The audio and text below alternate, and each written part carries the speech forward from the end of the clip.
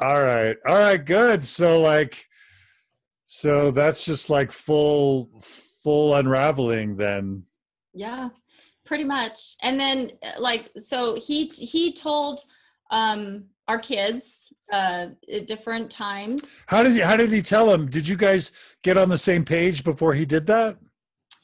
I told the kids after. No, this was pretty soon. Like things were still pretty tense between me and Heidi. It was within a couple weeks. Yeah, a week or two. The kids, especially the older ones, could pick up on the tension. So I got most of the kids together. One of our kids was at gymnastics or something. So I told 3 of our 4 kids in my bedroom, just sat them down. I told them, and our oldest, Grace. We'll mention Grace. Yeah, she commented. Grace thought I was kidding. She's like, "What? No, you're just kidding, right? You're kidding. It's a joke." And, I finally convinced her it wasn't a joke. And she had been the most, I guess, indoctrinated in the church. So she pushed back a little bit. She just started Young Women's. That was her first time going to girls' camp that year, I think. Or maybe that happened later. Anyway, so because she was 12. So she had just kind of been the most invested in it. So she struggled a little bit. By the time I got back from Iraq, she was a disbelieving atheist as well. Whoa. Yeah. How long were you in Iraq again? 7 months. Holy moly. Wow. Okay. Yeah, things cycled kind of quick after I left. The rest of the kids, like our oldest son, Noah, he didn't care. He was like, yeah, I think church is boring. I don't want to go. And then our youngest, Sam, 5, he didn't. He's like our kid that has not been touched at all by the church. We took him to church once in Arizona when we were visiting family years later, and they sat him down in the class with a bunch of other kids in primary, and the teacher asks, "Okay, let's go down the line, and everybody say your blessings." And no, they had to write down with crayons a list of blessings. Yeah. And they get to Sam and they're like, "Sam, what are your blessings?" And he's like, "What's a blessing?" And like, what do you mean by what do you mean by blessing? Like that was just like the terminology. Right. And if you think about it, if you weren't raised in the church with this idea that God gives you things and these things are called blessings, you wouldn't know what that word really meant. So, and then I told Isabel, our youngest daughter, later, just on there, we went for a walk, and I told her, I think that went well. What didn't go well was when I tried to tell my family. And I guess I would say that my situation with my family was, we had we loved each other. I didn't feel like my parents did not love me, but we weren't very close because I'm pretty independent. We'd been living away for years during our medical education, and we'd stayed connected mostly through like emails and very rare, phone calls. And so I just thought, and then another thing, I don't think I'm very good verbally. I think I do better if I write things out. That's sort of my strength. And I could take some time and write it out logically, and people would read it, and, they would know where I'm coming from. And so I decided that it would be best to write an email and send it out to the entire family. And your parents are...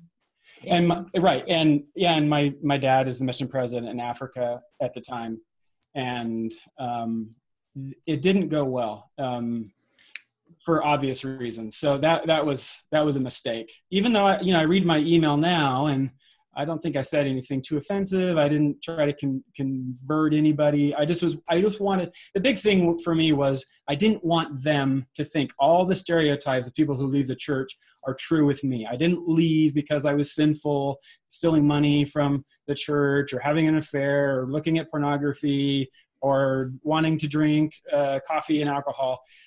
I left after a careful study and thought and prayer about the church. It was a careful process, and I wanted to try to get that out as unemotionally as possible. I just thought that my logic could at least create a little bit of space that they could listen to me later on. And it just went bad. It was a terrible thing. My emails went out to the family like, "Hey, Josh is just trying to convince you, don't listen to him." Walls came up, the wagons circled. Yeah. And I tried to resolve these concerns that were popping up by more emails. I go back and I read these emails, and it's so painful because I just was making things worse. All the things that I was trying to avoid, those judgments, the alienation from family, the estrangement, it was just happening. And there was nothing that I could do to stop it. And that's exactly what I wanted to avoid. I wanted my family I wanted to continue those relationships and fix any of the problems that would pop up.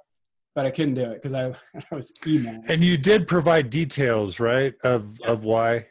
Yeah, I did, but I tried to avoid, like, did you know that Joseph Smith had 33 wives? And it just was like, here's my issues: polygamy, blacks in the priesthood. I won't go into details, but these are the things that caused me doubt and caused me to leave. It's so hard because, and I talk about this, I call it the Nephi effect. And I wish the Book of Mormon had a female character or two to mention, that we could have a female hero in the Book of Mormon, but alas, there aren't that many. But it's this idea that if we're these Orthodox TBM righteous members, we get used to that status of being viewed as faithful, as strong, as courageous. And I think most of us feel like it's strength and courage and integrity that lead to the faith crisis, because it's not fun. It's not easy. It's a matter of doing what is right and letting the consequence follow. And at the same time, that's not how it's perceived by our family members. It's perceived by them as weakness and evil and sin. And so we desperately want to not lose our Nephi status by helping them just see that it was actually a matter of integrity and goodness and logic and truth. And that if you can just somehow explain that to them, then they'll go, oh my gosh, Josh and Heidi are actually brilliant, amazing, courageous people. But in reality, when you're in that mindset, there's no righteous way to leave the church. There's no truthful, courageous. It's got to be Satan. It's got to be sin. It's got to be deception. There's no other Mormon construct that allows a graceful exit to be possible. And this is where once Thomas McConkie a long time ago said to me, a cult is any organization that won't let you leave with your dignity intact. And I'm not saying the church is a cult. What I'm saying is that there's no conception of an Orthodox Mormon of anyone who could leave the church with integrity and dignity. Right. And I think that was something that I was responding to as well, because I predicted that would happen. I had earned a lot of status in my family and in my community. I was respected. People looked up to me. They thought I was really smart. And now I could see how, because I left the church, all that would tumble. And so my reputation was at risk. We were laughing the other night. I feel a lot like Alexander Hamilton when I read his book, not his book, but the book about Alexander Hamilton, and really just got immersed in the play. And there's that scene when he writes the Reynolds pamphlet. He's accused of stealing money from the treasury, and he doesn't want to be accused of stealing. So he says, no. I was actually paying off Mariah Reynolds' husband, who I was having sex with. Mariah Reynolds, and he just spilled. It's the first political sexual scandal in America, and it just goes over terribly for Alexander Hamilton. And that's sort of, I think, what I was making the same mistake, thinking that I could write my way out of this event by just being honest and telling people, what was in my heart, and they would understand. And well, it didn't go well for him. And it didn't go well for me. Never going to be president now. Never going to be president now. Yeah. And I think there's one standard rule in coming out to family and friends, which is less is more. Yeah. Yep. We learned that the hard way.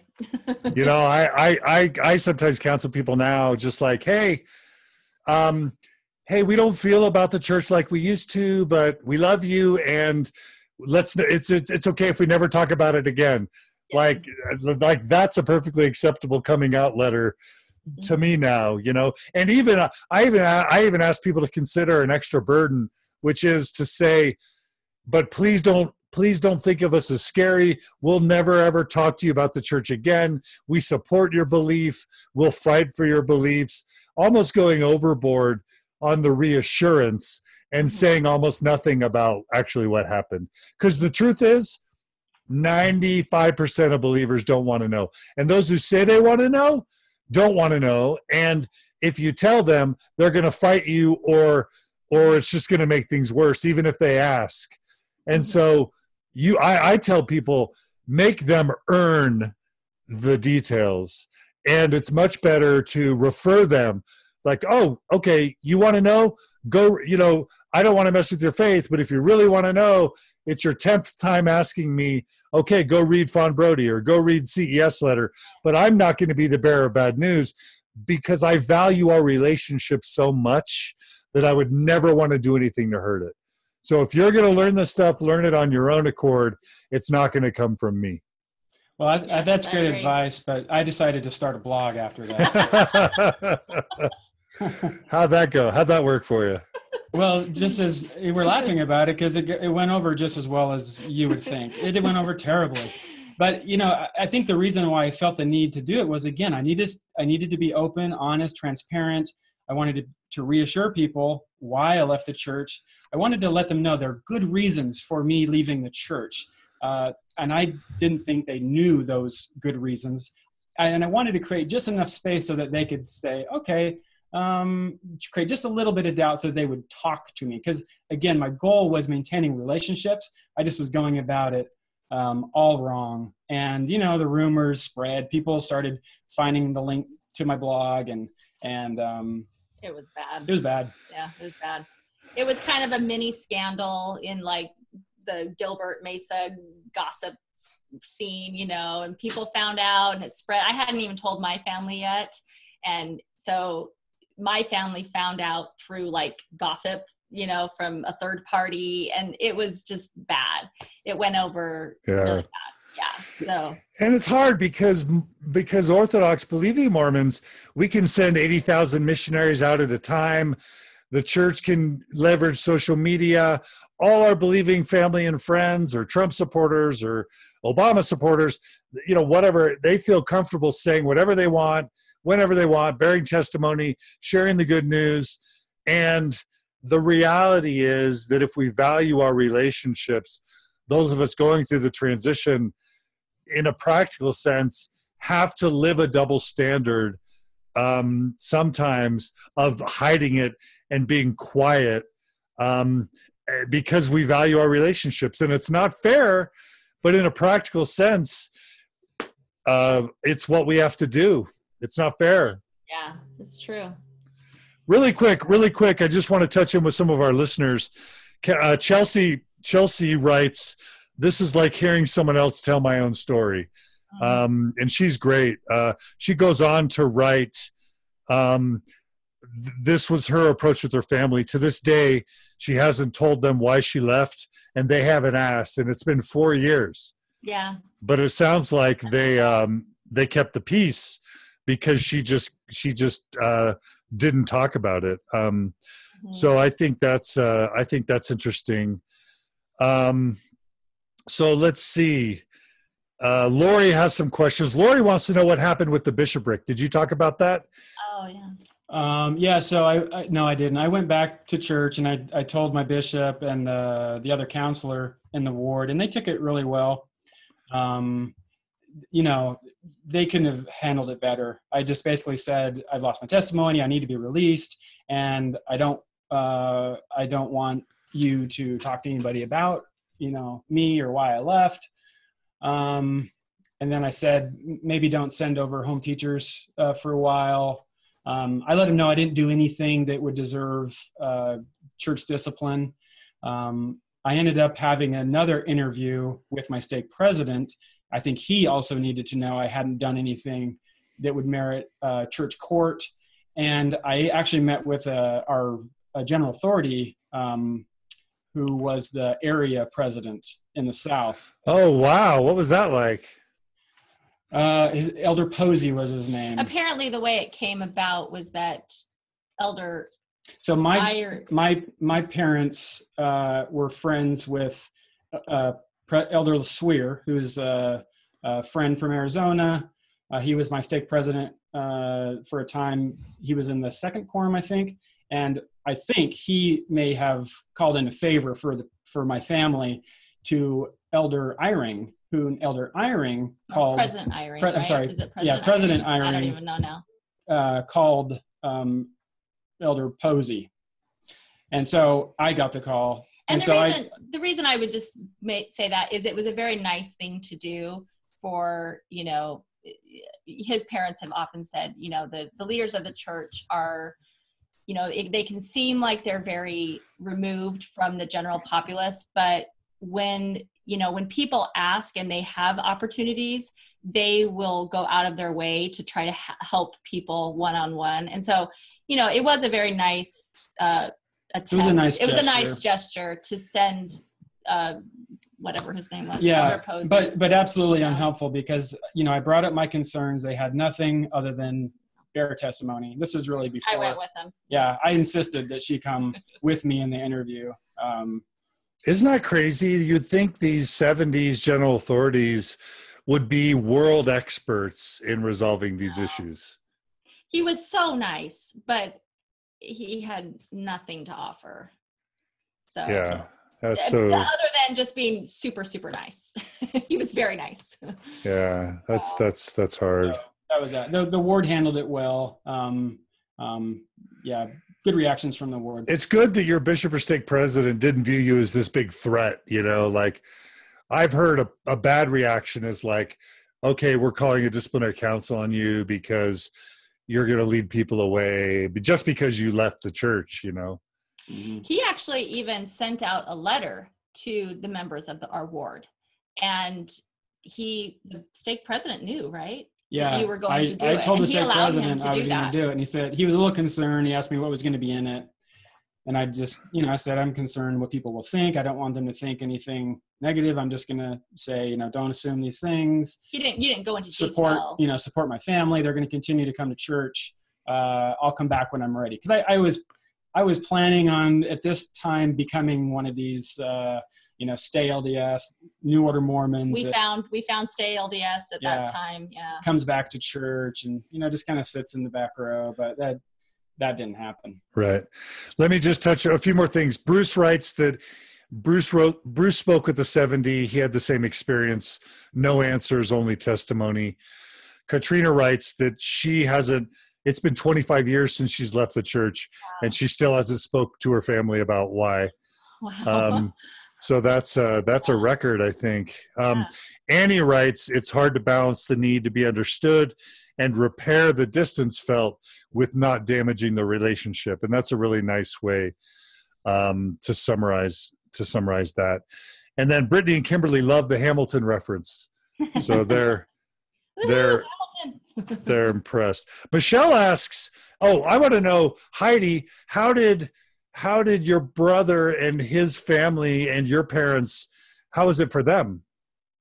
Well, they did not, like I said, they kind of found out through the rumor mills. Yeah, through the rumor mills, and it was terrible. And so I was having to call and kind of explain. At that point, I was still active.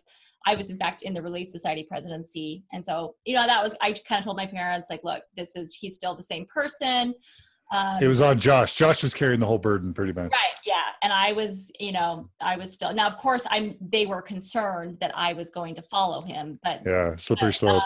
Yeah. But that was kind of the thing. And I mean, I think that they tried to be supportive, but also not like, they're very all about free agency. And so, you know, it's kind of like, we're not going to try to force you, try to convince you one way or the other.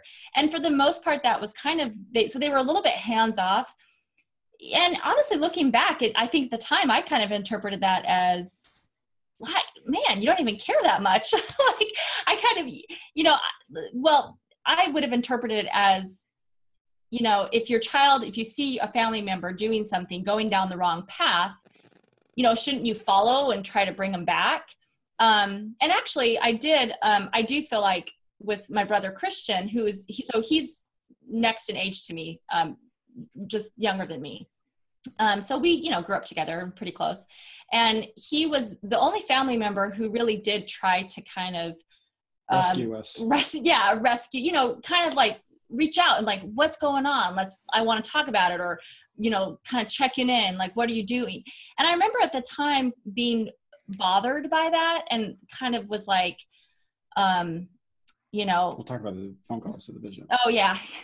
Well, he like called my bishop once and like kind of asked like, what's going on with Heidi, you know? And, you know, my bishop told me about this and I was like, what, you know, and I was really mad about it. But in hindsight, over the years, I've since then have had several long conversations with him about the church and about you, John DeLynn. We've talked about John DeLynn. We've talked about a lot of things. And he, you know, we definitely don't agree on things, but I have come to realize that I think he is consistent in his beliefs.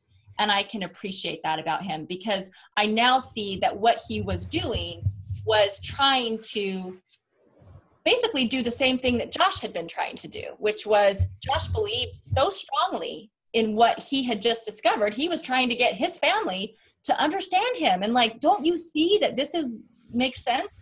And my brother Christian was doing the exact same thing. Like, he really, really believes this. And he felt that it was, you know, it's a responsibility. And so something that that was a quality that I really, really admire in Josh. And I realized that's also a quality that my brother has. And I have to, even though I don't agree with his perspective, I can still admire that quality that he still has. And so that has, and the only reason that happened, or the only way that I've come to that conclusion, is because he was willing to engage with me. He was willing to have those talks with me. And he actually reached out and, you know, tried to convince me, so to speak, or pull me back.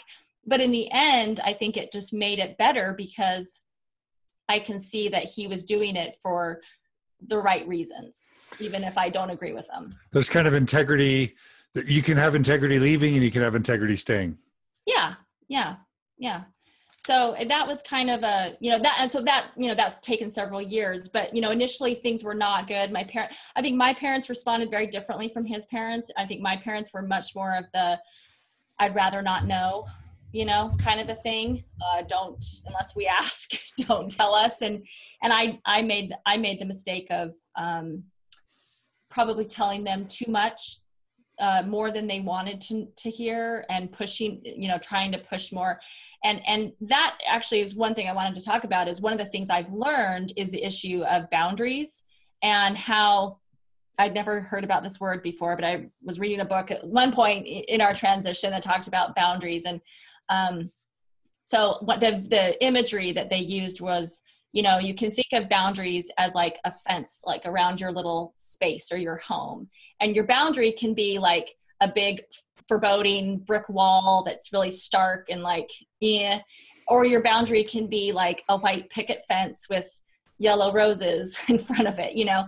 And, you know, the point is that, you know, a boundary can be something that clearly marks your space, but it can still be inviting, and you can choose who gets to come in. Maybe you have a little gate, you know, and you get to open that gate and invite people in sometimes.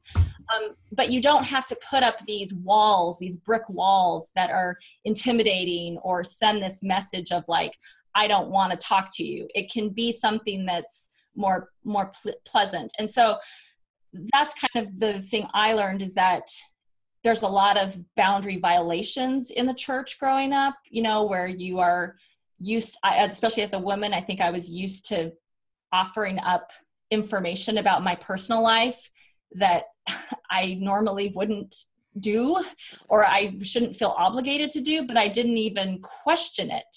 It was just kind of like, well, of course you answer the bishop truthfully if he asks you if you've been unchaste, you know, or if you've done this with a guy, you know, or whatever. And so, and then I think I kind of had that same sense with my parents, you know, I felt like I had to tell my parents if I have this change in my religious beliefs. I owe that to them. It's my responsibility. And really, you know, I've learned that belief is very personal. It's very private. There's no obligation to tell someone your beliefs unless you want to tell them. And you shouldn't. And I think I told my parents more out of that obligation, that feeling that I owe it to them, I have to tell them, rather than because I really needed that for myself. So I regret that. I wish that I would have just honored my own feelings in the matter and not have allowed like this cultural idea that I owe it to them in some way to tell them. And reverse the situation. I think parents and family feel, at least ours did, I think there were some boundary violations the other way too, because they thought that they needed to kind of come in and at least save the kids or save Heidi. And so we had some negative interactions with the family about that. And so we learned, hey, there's this thing called boundaries. And so we created boundaries like, okay, this is stuff that you should not talk about. Don't talk about, hey, when are you going to get baptized, Isabel? Yeah. And we maybe did that a little too forcefully at first. Mm-hmm. We did try to create clear boundaries, but I think they interpreted it as, we don't ever want to talk about anything, like don't bring up religion in front of us, kind of a thing. When in reality, that's not what we really meant. We just meant we don't want you to pressure our kids, or indirectly pressure our kids to be religious. So that kind of took time to figure out, and there's a lot of misunderstandings. Just like it was important for me to give Heidi time and space to process all this, I think it's important that we give our families time and space as well, and only give them the information that they want. Like you said, I think that was a big learning curve. And I was trying to accelerate the process with my family as well. I was trying to have these big discussions with my parents, especially, just because I didn't want to have the relationship become estranged. I wanted to be honest with them. We're not Italian, but I think we have a little bit of Italian blood in us. We're just very open, honest, and that's what we always did. But as soon as I found myself on the outside of the tribe, so to speak, I noticed these walls and barriers coming up, and I was trying to break them down by having honest, open conversations. But really what I needed to do was just sit back, allow them time to process, and then initiate conversations on their own. And in the meantime, try to spend meaningful time together in other ways that have nothing to do with the church. And that was really hard for us because we lived in Georgia, right? And so we don't see them very often. And so that was, we've often talked about that, how different things would have been in our transition if we had been living by family. But the fact that we were so far away, it made it extra hard. So. And yeah, just one other thing I'll add is that I was being a little bit bipolar on this issue with my family too, because I would try to get them to engage in conversations. I would send them stuff, articles to, start discussions. I would say, we need to talk. And then I wasn't getting my needs met. Really what I wanted was security. I wanted to feel like our relationship was still secure. Mm-hmm. But I was kind of throwing these little temper tantrums, like a kid would, to get the attention and the security in that relationship that we needed. And so sometimes I would say, fine, I don't want to talk about religion anymore. And so my parents didn't think that they would take me at my word. They didn't think I wanted to talk about it anymore. But I did. And I wasn't being honest with my parents. And so this continued for about 5 years where we kind of off and on, we would sort of be in a good place, and then we would have a fight, and I would feel hurt and I'd withdraw. And it sort of came to a head just about a little over a year ago, where I wrote a big letter to my family. Again, I'm still writing emails. But I basically say, like, I can't continue to do this. I'm upset. I'm depressed. I'm distracted from things that are important because I want to communicate with you. I don't want to feel estranged. So I am to the point where I'm going to take a break, like kind of a long break too. There's no expectations for around birthdays, holidays. I'm not going to visit. I just need to really kind of wall myself off and sort of fix my mental state and focus on my family. And this sparked a series of conversations where we were able to heal that relationship with my parents. We said, my mom wrote back and said, just the best thing she could ever said, that, I love you unconditionally. Your beliefs have nothing to do with it. We want to focus on just a relationship. We want that. We don't want there to be any agenda. And so we decided that we would start Skyping each other Once a week, we would set up the topics for discussion. We would create rules for those discussions, and going through that type of conversation that was more personal, less emotional, less judgmental, accepting, repaired our relationship. And now we can talk about anything. We can talk more about that process, but yeah. And it really is amazing, because before, anytime there would be a family email that would go out about, I don't know, anything remotely related to the church, or even political, like something political that happened, or some new development in church news that we, would trigger us. It always would just cause this like tension, even if it was not really apparent, obvious tension. It was always underlying it.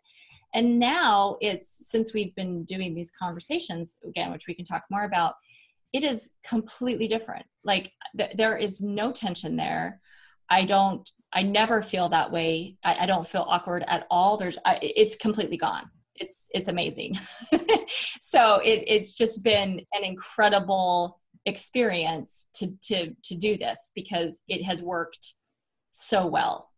Well, I'm dying to get into that. I just want to note something that feels remarkable to me, which is so many people who go through a faith crisis, it seems like they get written off by their immediate family and friends. And it's just always awkward, and it's always distant. And in many cases, it just ruptures the relationship altogether. And it sounds like for your families, they were committed to the relationship fundamentally, regardless of sort of your status with the church. Is that fair to say? Yeah, I think so, but they didn't know what to do. I think they felt paralyzed because anything that they did or shared seemed to trigger us. And so I think they just kind of froze. They didn't know what to do. They didn't know if we wanted to talk or not talk. Should we just have a superficial relationship, or we avoid religion or not? And nothing was really working.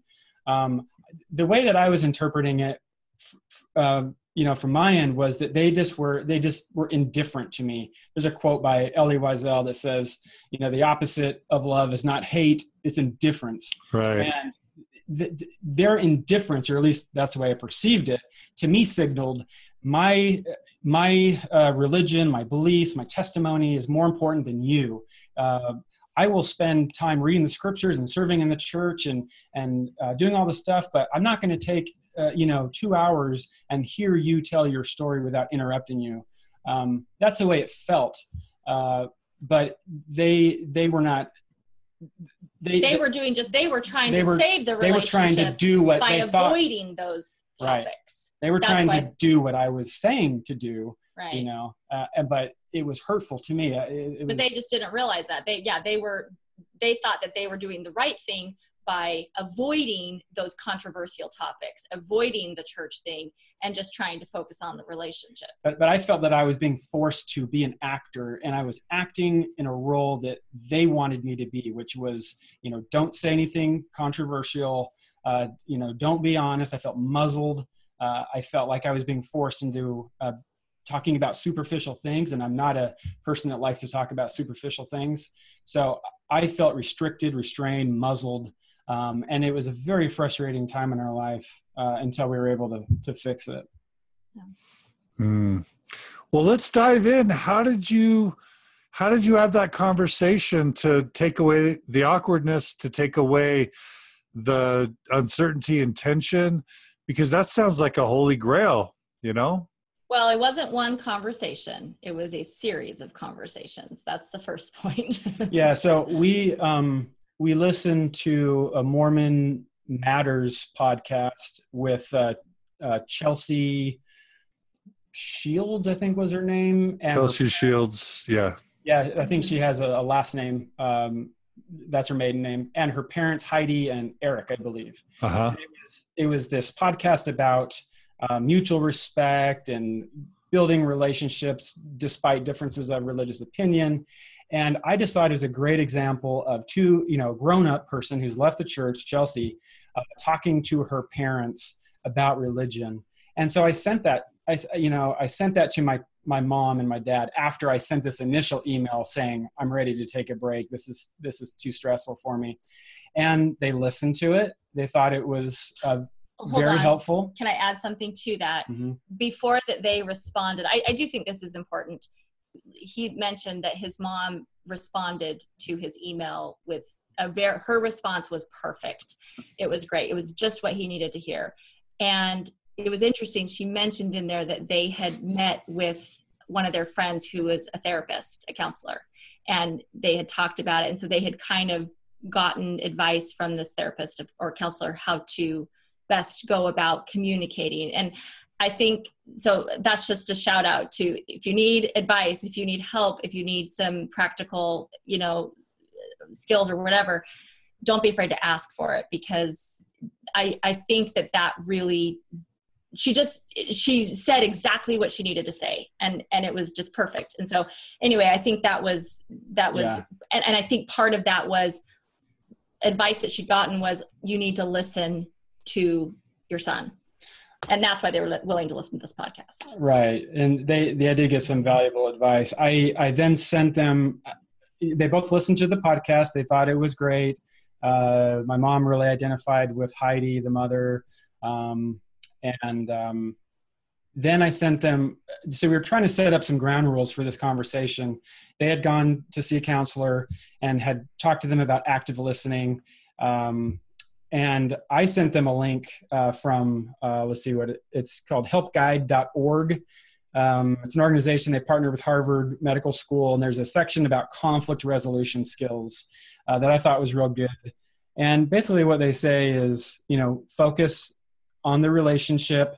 Well, I guess I'll just translate their advice to kind of a Mormon setting. This is what I told my parents. Like, these are the rules. Let's focus on our relationship and our story, not on doctrine or the history or winning a debate. We just want to be able to tell our stories, and in return, let's use some active listening. So don't interrupt, don't try to lecture, and when I'm done explaining, restate, and vice versa. When you're talking, we just listen, and then we restate and make sure that we get what you're trying to say, because we were just miscommunicating for 5 years. So that was key. Let's see. We said, let's talk about our beliefs and our feelings. Let's be honest. No taboo subjects out there, but let's not mistake our feeling, even and our beliefs, even strongly held beliefs, as facts. One of the things we picked up from the podcast was that the barrier in Chelsea's relationship with her parents was that Chelsea thought that her parents thought she was sinning, and she was triggered anytime they interpreted her leaving the church as a sinful act, and I was as well. And Chelsea's parents were triggered whenever they felt they were being called dumb or stupid, that there's something stupid about religion or Mormon doctrine. That dynamic was very applicable to our situation. I said, let's avoid negative emotions. If we start to feel anger, sadness, frustration, creep into the conversations, let's, recognize them, maybe take a break. Again, don't try to win a debate. No agenda. We had to get rid of this idea of there's an agenda other than just communicate, talk, and repair relationships. And then the other thing was, we can't go backwards. We can't dwell on the past. Our memory is imperfect. Let's just be willing to forgive, understand that we went about this wrong. I did for sure, and they did some things that they wish they could have changed as well. And then, and active listening, which we already talked about. So those were kind of our ground rules.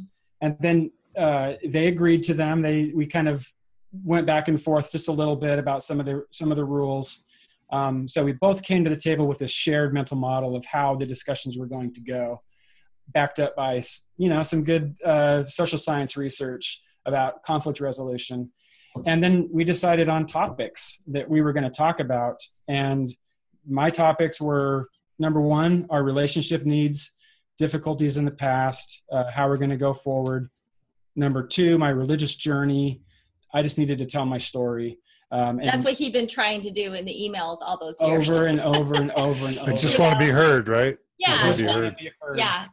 Yeah. And the irony is, once you get heard, then you're sort of like you're better. But if you never feel heard, years and years and years, you're just fighting for that one chance to get heard, right? Yeah, exactly. Yeah. Number 3, I wanted to allow my parents to tell me their experience and their reaction to my own faith journey, because I didn't fully understand the pain and the frustration they were going through, and so we were just going to listen. And then 4th, I wanted to talk about what we believe now about morality, values, meaning, truth, happiness, politics, and then lastly, what are we going to do going forward? Goals. Let's avoid pitfalls. Let's talk about pearls, and kind of summarize what we've learned. And so we did that over a period of about 4 months. We met every Sunday. We talked online, and we did it over Skype because we found that it's more, you need to have that face to face. If you can't do it in person, obviously, then do it over Skype or something, because there's so much that you lose that's there in body language.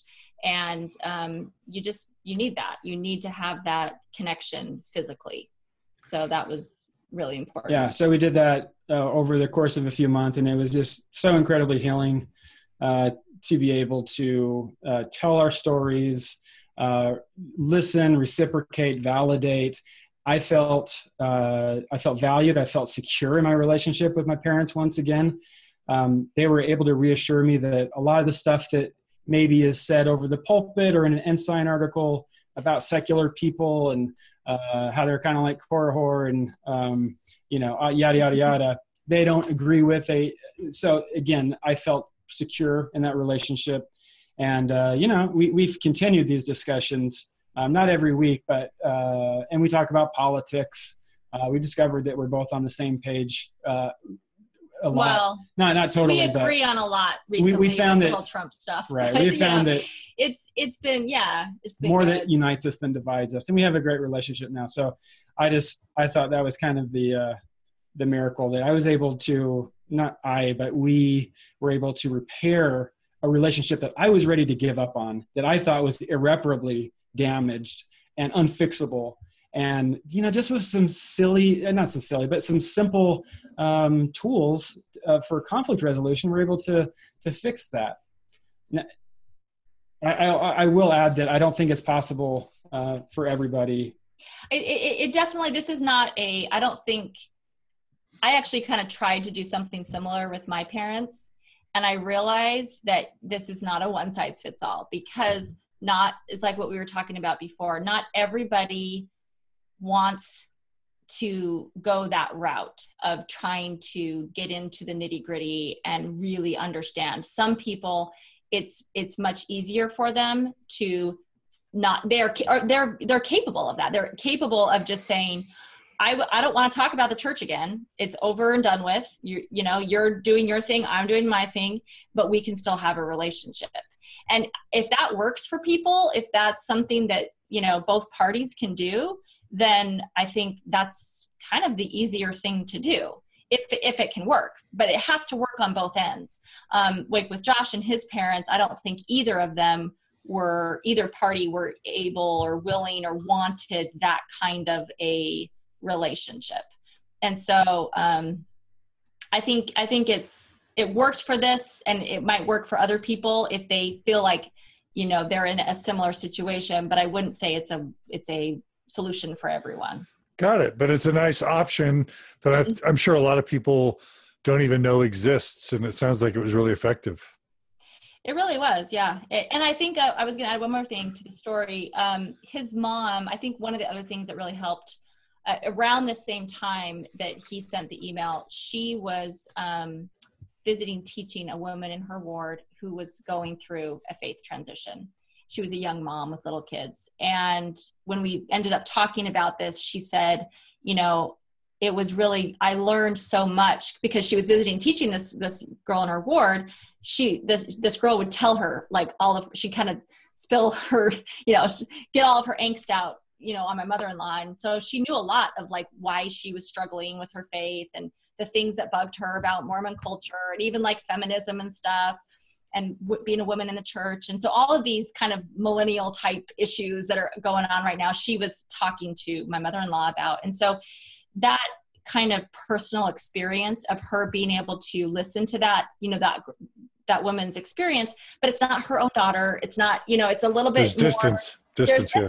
There. So she could kind of listen and be like, I get where you're coming from. Like, I want you to stay and all these things, but she was able to understand it better. And so she brought that to the table when we were talking about Josh too, because now she suddenly had this other perspective that she could kind of add to this picture of, okay, what does it look like for someone who leaves the church? And so that was, I think, that was helpful to the situation. Will you guys make sure and share with us links to both the Chelsea Shields thing and the Harvard Rules of Healthy Communication, or whatever those things were? Oh, yeah. We'll include them in the show notes if you send those to us. Sure. Okay. Is that okay? Our listeners are wondering how this affected friendships, and they've asked two questions. I'll ask them both. One is, did you lose friendships over this? You talked about these amazing friends in San Diego and other places. Did you lose friends over this? Did you have other friends that experienced this stuff with you? So that's kind of one part of the question. And then the other part of the question is, have people come out to you since seeking help and support through their transition because they knew you were out? So first part and then the second part of the question. It's actually three parts of the question. So yes, as far as losing friends,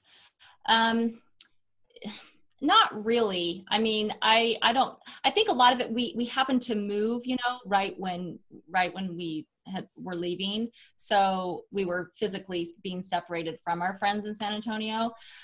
So that, and being in the military, we're kind of used to having long distance friendships anyway, because people move. I don't feel like I lost any friends, but I did have one of my friends, one of my close friends from San Antonio, when I called her and told her that, I was leaving the church. We joke about it now, because she said that she basically tried to break up with me. And she kind of said like, oh, I don't even know that we're going to even have anything in common anymore, because I just felt like so much of our friendship was based around this common identity of being Mormons. And I just called her out on it. I'm like, no, you can't break up with me. We have a better bond than that. We have so much that bonds us together. Like, it doesn't matter. And anyway, we kind of talked about it, and she was like, yeah, you're right. And so, we've been able to, actually, she has since left the church. So that's actually not even an issue now. But no, I mean, I've had several, so I don't feel like I lost any friends because of the church necessarily, but I'm also the kind of person that has my close friends, and those are the ones that I keep in my life. And most of my close friends from those days in the church have actually left the church by now, I think. So on their own accord, not because of anything that I did, but quite a few have ended up out of the church. And what was the other part of the question? Have people, like, since learning that you've come out, kind of come to you as they confided in you to get support? You're talking about Liz a little. Yeah, my sister has a little. I'm trying to, before I go into that, any friends? I can't really think of any friends per se that have. They might now. Maybe. I mean, we're pretty open about it. It's not a secret at this point. No, so I actually have a younger sister who is also going through a faith transition right now, and so that's been really bonding for us to be able to, talk and stuff. And she, I think she did come to me initially when she was first finding out things that she didn't know about the church. And I think I kind of did exactly what you had been saying earlier, John, that I was very reluctant to give her any kind of information. She would vent to me. She kind of had a feminist awakening, and she was venting to me about the patriarchy and all this stuff. And I would listen and I would empathize. And then, she'd ask me a question about Joseph Smith or polygamy or something, and I'd kind of tell her like the facts, and then I'd recommend, go read this, you know, or whatever. And just because I didn't want to be responsible, you know, to be the person that ever was responsible for someone losing their faith. It's hard. It's a hard thing to do. And if you're kind of happy and it's working for you and your life is good, I have no desire to change that or disrupt that in any way. I know some people don't agree with that, but that's just me personally. I would never want to change that for someone. And so, so that was kind of that experience, but she's just kind of gone on her own journey, and it's been great because I've been able to be there for her and listen, and we've really bonded and shared a lot of experiences together and stuff, but it's not, I don't know. I don't know if that answers the question. Sure. No, that's great. What a great thing to be able to support a family member. Yeah, it's been really great. Yeah, it's been great.